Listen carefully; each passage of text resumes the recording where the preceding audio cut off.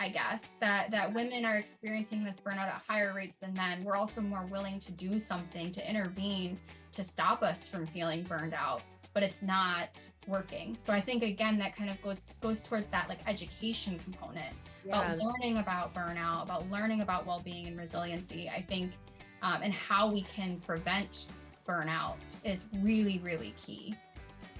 You're listening to the Lowdown podcast, brought to you by Sigma Kappa National Headquarters staff. We'll focus on topics like health, wellness, the fraternity and sorority community, higher education, and life skills that women need in all stages of their lives. We'll also feature stories from inspiring and empowering Sigma Kappas.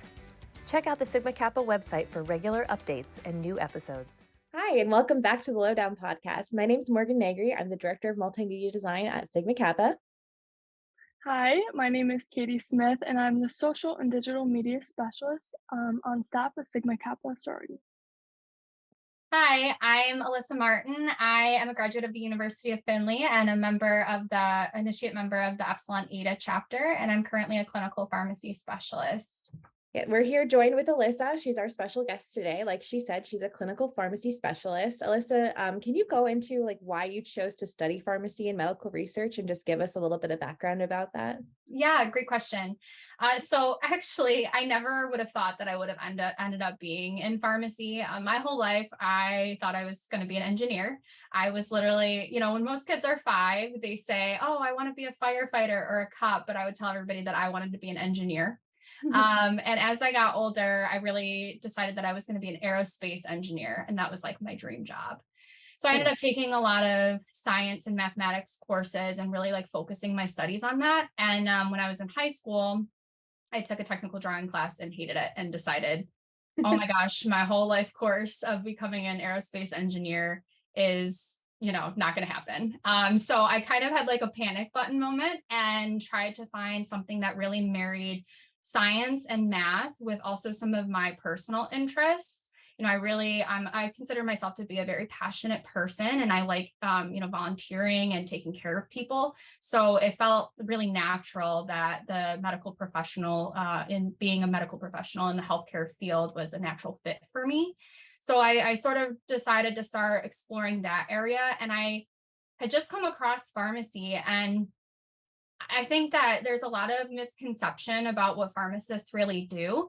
I like to joke that pharmacists really need like a PR rebranding. But when I was looking into pharmacy, I realized that there is just so many opportunities for pharmacists that I think not a lot of people realize.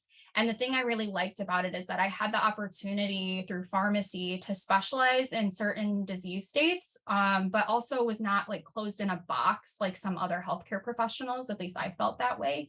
So there was a lot of opportunities and a lot of different routes to go. And so I really liked that aspect of it. And I decided to major in pharmacy and never looked back. It really was just the perfect opportunity to balance all the things that I really enjoyed all in one career. That's awesome. Yeah, I think I was part of that group that had no idea that pharmacy had such a big, broad application. Because I think like if you don't ever go into it, you just think it's that person behind the counter at Walgreens. And that's like, oh, they do a lot of good work, but I don't really get it. Totally. Yeah. Exactly. Yeah. And I think a lot of people don't realize that, yes, the majority of pharmacists are working at your local corner store. They're also extremely knowledgeable. And I feel like a lot of people don't even necessarily realize that either. But there's also pharmacists that are touching patients in like really every facet of care. So there's pharmacists that work in hospital settings. There's pharmacists that even work on the floor in hospital settings right alongside nurses and providers. There's pharmacists that work in clinics. There's pharmacists that work for pharmaceutical companies. There's pharmacists that are doing research or work in education companies or even, in insurance companies. So there's a lot of different roles for pharmacists. Yeah, that's really interesting. And so with all that being said and all the different areas that you can really dive into within pharmacy, can you share with us then a little bit more about the specific work that you actually do? Yeah, great question. So after I graduated pharmacy school, I decided to continue my training, and I went into a pharmacy residency program. So the whole purpose of a residency program is to get a more intense training in patient care. a lot of pharmacists that do residency end up working in hospital or clinical settings, but not all, like in a clinic base, I mean. I then ended up deciding that I wanted to specialize in infectious diseases. So I did 2 years of residency training and specialized in infectious diseases. And after graduating from my residency, I accepted a position in a clinic setting. So I do work in like a doctor's office. I work with viral hepatitis patients and HIV patients mostly. I'm mostly focused on infectious diseases and hepatology, but I do a lot of other things in my day-to-day job as well. So, in your application to be on the podcast, you wrote a lot about your dedication to patient care. I really don't think a lot of people realize how pharmacists can impact patient care. Can you share with us a little bit about how your work relates to patients? Yeah, absolutely. So this is something that I'm really passionate about and really expanding a pharmacist's role in providing patient care. Like I said, a lot of people don't realize that pharmacists are integral for the care that they receive, but we really are. And so some of the things that I do on a day-to-day basis, I work as a part of the team. So I work directly alongside our nurse practitioners, our physician associates, our physicians, and I help the team really select and optimize medication therapy for our patients with, viral infections, particularly viral hepatitis and HIV. Hmm. I actually sometimes even serve as the primary role that the primary person that patients will interact with. So in my job, I provide a lot of medication education. We call it medication counseling, but essentially it's just teaching patients how to take medication appropriately and, when to contact providers and things like that. I manage a lot of drug-drug interactions. So there are medications that can cause issues with one another. So I will help mitigate that risk or handle any issues that arise. I also triage a lot of side effect questions and can help even guide patients on how to manage side effects that they're having with medications. I order laboratory values and evaluate laboratory blood work that patients are having done. And I can also, in conjunction with the providers I work with, prescribe medication therapy for particular patients as well. So I think that, as a pharmacist, we are considered to be like the medication experts. We have a very unique role. We learn a lot about how the medications work. So a lot of the things that I was just talking about that I do in my day to day, the providers love having me there in order to help and do that. Because in some cases, I may know even more about the nitty gritty about the medications, even more than they do. Yeah, I can imagine that, going on a medication, especially for like a viral infectious disease, a lot of these people probably are scared for the first time that they're going on it. So just having that knowledge and that person to like explain from that perspective is probably so important. I could understand why they would want you in the office to be there for them. Totally. And I sometimes like to say that, I think that pharmacists, again, are a little bit more accessible, whether it's your corner store pharmacy, a pharmacist, or me in the clinic. Like I am sometimes more available than other people within the healthcare system. So I think that's another benefit of having a pharmacist as part of your care team too, is that I'm always available to handle any Yeah. questions that you have.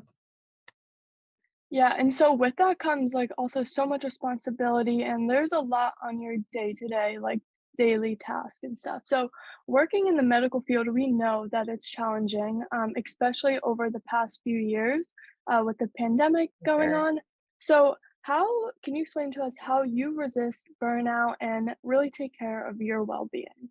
Yeah, absolutely. As medical professionals, we love the data. So there is a lot of data that actually shows that medical professionals and those that work in healthcare are at higher risk of burnout than the general public. Now, what I mean by burnout, I think that term is sometimes like loosely thrown around. Burnout is different than stress and work-related stress. It's normal to have work-related stress. I'm sure every single person has experienced stress from their job or from family. And that's normal. That's the body's like normal physiologic response to anything that's going on externally. Okay. So it's important that we actually have stress. It's part of being healthy is having stress. Without stress, we wouldn't be able to adapt to change and we Hmm. wouldn't be able to honestly survive.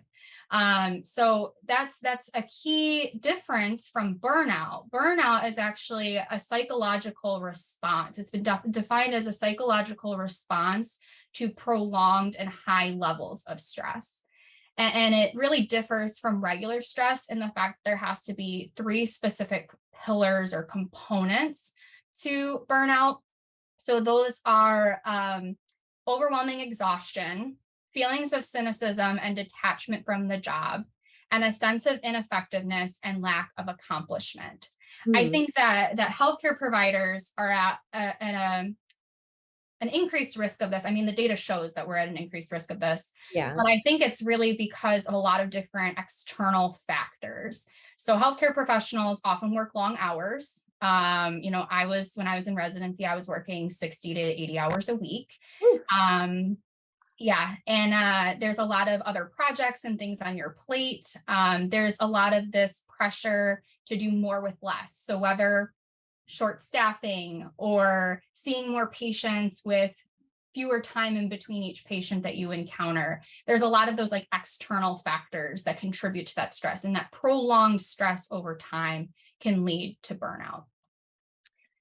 In terms of ways to manage that burnout, I think stress management is key, but I also think it's really important that there is like a buy-in from your employer, whether you're in healthcare or not. Your employer has to have good support for its employees and really, be able to foster an environment where those external factors are considered and they're minimized so that we don't end up at the point where we develop burnout, if that makes sense. So that's one thing. And sometimes that's not always in our control. But other things that we can do to help prevent burnout and things that I do in my daily life, physical health and working out and just physical activity can be really helpful to help stress relieve. I'm not the best at this, I'll admit. I hate working out. I hate going to the gym. I guess I'll put it that way. I'm not somebody that will go to the gym and run on the treadmill after work. And I find a lot of excuses to not do that. So for what that looks like for me, it's a lot different than what it might look like for other people. For me, I love to be in nature. So even if it's just going for a nature walk, sometimes I even go for a walk on my lunch if I have a lunch break. It can be, I love to hike and I love to kayak. And during the wintertime, which we have plenty of where I live in upstate New York, I also like to snowboard. So doing things that promote physical activity, even if it's not going to the gym or even if it's only a couple minutes a day, that can be really helpful. Being in nature too, I think like being outside can be helpful for people to just detach, especially with that work-related stress, right? Like detaching from your computer and from, your work, what you do at work every day. I think that can be helpful. And just hobbies, like I know it's hard. We live in a very go, lifestyle these days. And I think that, but it's really important to try and make time for yourself, and to try and do something that you enjoy in your free time, even if it's only for a couple hours a week. It's very important that you have something as a release for that stress so that you're not building up that prolonged period of stress. Yeah, that makes a lot of sense.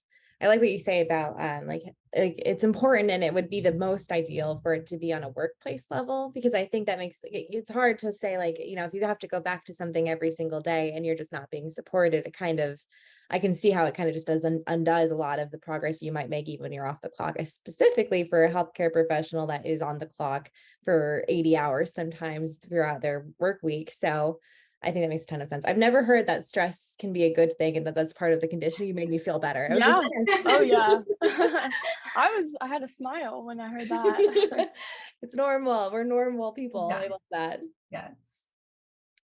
Awesome. So like in that same line, is there any, like, you shared so many good tips for getting out in nature, for like moving your body, being physical, like just getting things like to like mitigate a lot of that stress. Is there any other resources you'd like to share with anybody who's listening? Any other ways they can support your work or the work of all pharmacists, or any of your research? Yeah, so great question. So to the first point of like resources in terms of well-being and resilience, I think the National Institute of Health has really great resources if you want to learn more about burnout and about well-being and resilience and how we can combat that. So that's one potential resource for people. I think if anybody's listening and they're actually a medical professional, I think another option is your organizations within your chosen profession can also be really great resources. I know they're trying to do a lot of education about burnout and wellness and resiliency now for every healthcare professional. I also think, just trying to, in terms of like ways to promote well-being and resilience, I think one really important thing is, again, that idea of that employer buy-in. And if you can get involved within your company or your organization, and really try and educate people about this risk. I know we talked a lot about healthcare providers having high rates of burnout, but there's also a lot of data that shows that high performing women in the workforce also have a high rate of burnout. So I think anybody who is listening can probably relate. Getting involved and trying to create some sort of system in place to make sure that your employer is taking this seriously, I think can be really helpful. And I forget what the last part of the question was. Is there any other ways that we can like support your research? Any of the like in the generalized in your field ways that people can get involved and just show support?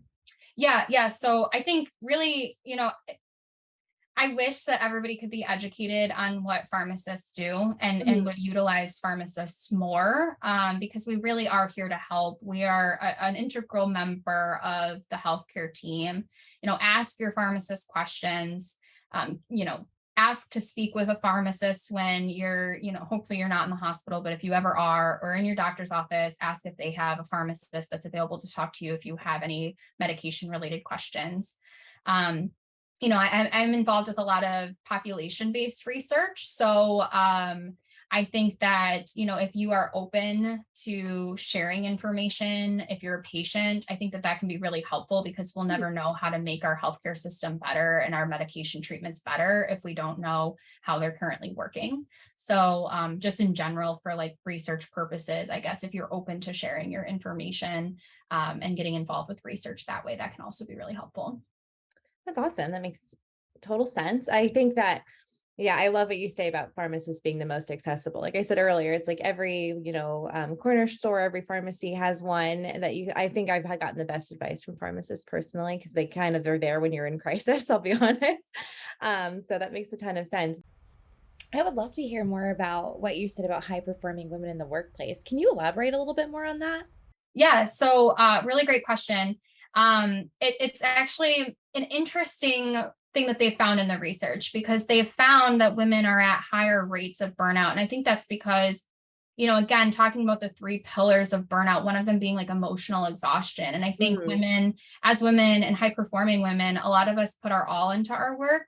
I think we're also, we also get a lot more compassion fatigue because of that, because we're putting our all into our careers, into our work, and then we're also putting our all into our family life as well. So I think that can potentially play a role. But interestingly, not only are women at higher rates of burnout, but then women are also at higher rates of doing something to prevent their burnout than their men colleagues. However, they still experience burnout at the same rate. So it's kind of an interesting paradox, I guess, that women are experiencing this burnout at higher rates than men. We're also more willing to do something to intervene to stop us from feeling burned out, but it's not working. So I think, again, that kind of goes towards that like education component about learning about burnout, about learning about well-being and resiliency, I think, and how we can prevent burnout is really, really key. Yeah. Wow. That's crazy. That's crazy to think that we try harder and still like need like more resources to figure that out. Compassion fatigue. I relate to that. It's like, that's yeah. Also, like you elaborating more on like the difference between stress and burnout was super interesting, because I feel like it's easy to combine those together or just mix them up and stuff like that. So I thought that was super interesting. Yeah. And like listing the symptoms of burnout too. I think people can just be like, oh, it's just been really stressful. I'm going to have like another week of this, and then you can just put it off until the point where you are, at that high level of just burnout and just like detached. That was I like that. Totally. And Good I feel like people can still relate, like, even if you're really just very stressed, you can also go through phases of burnout and not being burned out. So like it also ebbs and flows as we go through stress in our life too.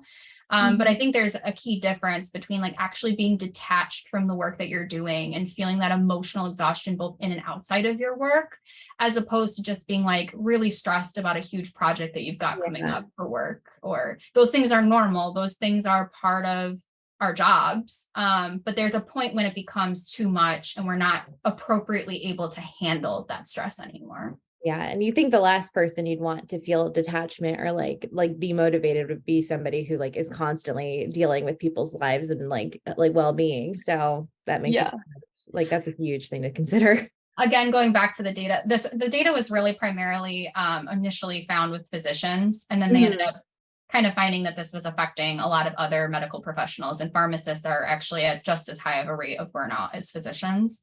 But a lot of the data actually came out because they find that physicians or any healthcare professional who is experiencing burnout is more likely to lose that level of care for their patients because they're having that detachment from their work and their emotional, they're overwhelmed and they can't give that compassion that they need. And it does impact potentially patient care. So that's why there's this huge push within healthcare now to try and really combat burnout. Yeah, I mean, there isn't much room for error in your field and medical fields like that. So I definitely think it's very important that that education is there and made for medical professionals. And one thing I'm very passionate about, like, again, that institutional buy-in. And I'm very fortunate that I work at an institution that they do really value, and they do recognize that this is an issue, and not just in healthcare professionals in general, but also like in pharmacists. So, I didn't really speak to this before, but I'm involved with well-being and resiliency committees within my institution. So my hospital the health system that I work for, this has been a big, project that we're taking under. It actually started when I was a resident. And so we started a residency well-being and resiliency committee because a lot of the data also shows that trainees, so any medical residents, pharmacy residents, new practitioners, there are even higher rates of burnout than other providers. And so we started this committee really targeting our residents. And the thought behind it was if we can teach people to have good strategies to promote their well-being and resiliency, then it will help protect them against burnout throughout their career. It was a really successful program. That's actually how I found my interest in well-being and resiliency. I went through the courses and I thought they were really helpful. And some of the activities that we did, I found helpful in managing stress in my own life. And so it really kind of sparked this interest in me. And after we had success with this program, we actually launched it for our whole pharmacy-wide committee. Oh, awesome. So we actually have a department-wide well-being and resiliency committee. Yeah, that's amazing. It feels like it should be like, it's not obvious, but it should be obvious. Like when you take care of people, they're better able to take care of like their job, their emotional health, the people that they work with. I think that's, I don't know. It's kind of an amazing thing to see. Like, it kind of makes it sort of, I don't know. For me, it's like like if somebody's not happy, how are they going to do good work? Yeah, no kidding. And I think everybody can relate to that. Like if you have a job that supports you well, you're going to feel better in every aspect of your life than if you're working for a company that doesn't value you as an individual. Same goes for well-being and resilience. Like that's part of you being an individual and caring about you. And I mean, that can just be sage advice for anybody. If you're constantly leaving and feeling like you've just been like brought over the irons and just are so unhappy every day, that might be a sign. That something needs this is your sign to evaluate. Awesome. Thank you so much. Well, that's all we have today. So we'll catch you guys next time for the next episode of the Lowdown podcast. Awesome. Thank you guys so much. Thank you. Have a good day. Take care. Bye-bye.